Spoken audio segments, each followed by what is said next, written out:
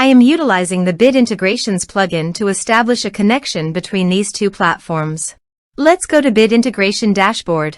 I am utilizing the Bit Integrations plugin to establish a connection between these two platforms. Let's go to Bit Integration Dashboard. Click Create Integration. Search and select Piotnet Forms for the trigger.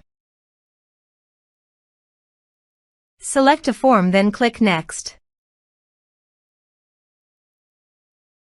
Search and select Bit Form as an action. Give here the client ID. So, go to the Bit Form dashboard. App Setting. API. Copy the API key and save it. Then go to the Bit Integrations dashboard and paste it into the client ID.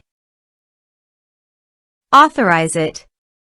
Authorization is successfully done. Next. Choose a form. Map the respective fields.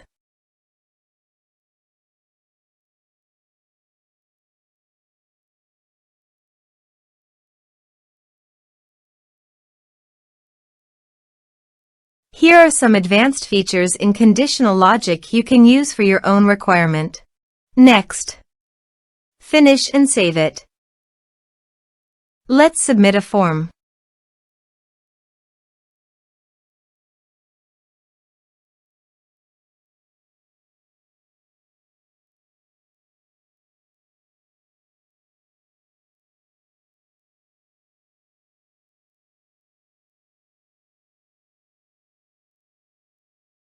Submit the form.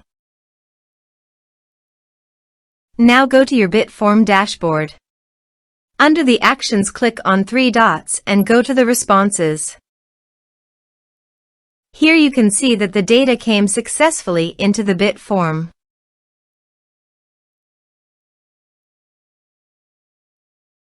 Thanks for watching.